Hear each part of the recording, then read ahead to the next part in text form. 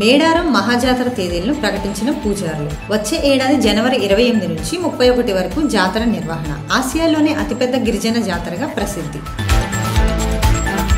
పాసమైలారంలోని తమ ప్లాంట్లో జరిగిన ప్రమాదంలో 40 మంది కార్మికులు, సిబ్బంది చనిపోయారని సిగాచి కంపెనీ ప్రకటన. 90 రోజుల పాటు కంపెనీ మూసివేత. బాధిత కుటుంబాలను ఆదుకుంటామని హామీ. ప్రభుత్వ వ్యక్తిత్వ వికాస నిపుణుడు బివి పట్టాభిరామ్ కన్నుమూత. హైదరాబాద్లో తుదిశ్వాస విడిచిన పట్టాభిరామ్ ప్రముఖ ఇంద్రజాలికుడిగా, సైకాలజిస్టుగా గుర్తింపు.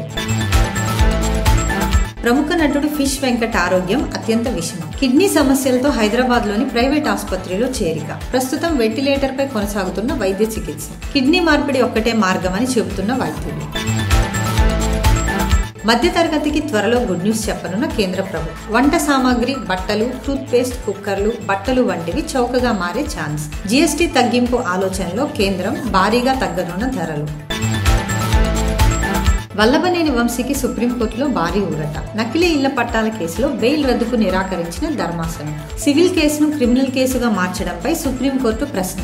అక్రమ మైనింగ్ కేసు దర్యాప్తు నివేదికను సీల్డ్ కవర్లో ఇవ్వాలని ఆదేశం. ఆకాశమే హద్దుగా 10,000 అడుగుల ఎత్తు నుంచి దూకిన బామ్మ. 80 ఏళ్ల వయసులో మహిళ స్కై డైవింగ్ చేసిన అత్యంత పెద్ద వయస్కురాలైన భారత మహిళగా డాక్టర్ శ్రద్ధా చౌహాన్ రికార్డు.